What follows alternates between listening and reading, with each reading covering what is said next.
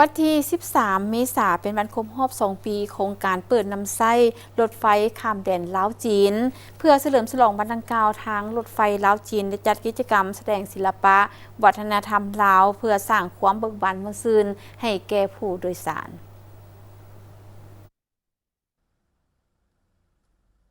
ดร.อาคมเดช เพชรไก่ซอนรองอำนวยการทางรถไฟลาวจีนได้ให้สัมภาษณ์ต่อทีมข่าวโทรภาพแห่งชาติลาวว่า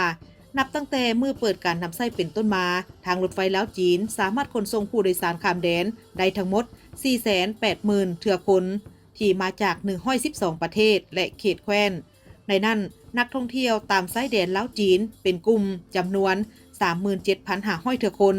เฮ็ดให้การเดินทางไปมาหาสู่กันระหว่างลาวจีนลาวหาภูมิภาคหรือลาวออกไปทั่วโลกมีความสะดวกสบายหลายขึ้นกว่าเก่า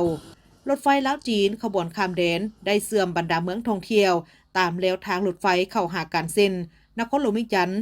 เมืองมรดกโลกหลวงพระบาง12 พันนาและเมืองคุ้นหมิงสาธารณรัฐประชาชนจีนซึ่งได้สร้างความสะดวกสบายให้กับนักท่องเที่ยวและช่วยสุขยู่การพัฒนาแขนงการท่องเที่ยวพร้อมทั้งสุขยู่การแลกเปลี่ยนวัฒนธรรมและการร่วมมือทางด้านเศรษฐกิจการค้าระหว่างลาวกับจีนอย่างมีประสิทธิภาพปัจจุบันการเดินทางด้วยรถไฟใช้เวลาเพียงแต่9 ชั่วโมง 26 นาทีสิ่งอำนวยความสะดวกต่างๆก็ได้รับการพัฒนาอย่างบ่หยุดยั้งแอปพลิเคชันซื้อปี้รถไฟ LTR Ticket ในเบื้องต้นแม่นสามารถลงทะเบียนได้เพียงแต่เบอร์โทรลาวเบอร์โทรจีนแต่ปัจจุบันได้เพิ่มเบอร์โทรไทยและเบอร์โทรเวียดนามในปีนี้และในอนาคตจะขยายให้ไปควบคุมทั่วภูมิภาคอาเซียนและทั่วโลกสำหรับกิจกรรมมื้อนี้เนาะก็คือปีผ่านมาพวกเขาก็มีเนาะกิจกรรมตัวนี้ก็เป็นอันนึงที่ว่าเป็นการกระตุ้นหรือว่าเป็นการเขาเอิ้นว่ารักษาไว้ประเพณีของพวกเขาเนาะในระยะพอดีบุญปีใหม่คือจังซี่เนาะประเพณีของพวกเขาหรือว่าเป็นเขาเอิ้นวัฒนธรรมนึงของพวกเขาเนาะฉะนั้นกิจกรรมที่ติดพันกับวัฒนธรรมเนาะหรือว่าติดพันกับเรื่องการสร้างบรรยากาศนี่พวกเขาจะยังรักษาไว้เนาะเพื่อก็เป็นการโปรโมทเนาะแล้วก็เป็นการสร้างบรรยากาศเนาะต้อนรับเนาะแล้วก็เป็นสิริมงคลให้ทางบริษัทก็คือรถไฟของพวกเขา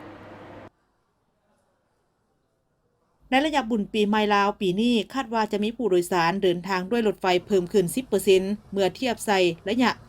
บุญสงกรานต์ปีที่ผ่านมานับตั้งแต่วันที่ 11 ถึงวันที่ 20 เมษายน 2024 โดยปีที่ผ่านมาแม่นมีผู้โดยสารเดินทางด้วยรถไฟทั้งหมดแม่น 125,000 กว่าเทื่อคนเฉลี่ยแม่น 12,000 กว่าเทื่อคนต่อวันทางรถไฟลาวจีนได้เพิ่มเที่ยวรถไฟ EMU จากโบตินหานครหลวงพระบางและนครหลวงเวียงจันทน์ประชาชนทางภาคเหนือมีความสะดวกสบายในการลิ้นบุญปีใหม่จึงได้ขยายมื้อขายปี้ล่วงหน้าให้เป็นเวลา 7 วัน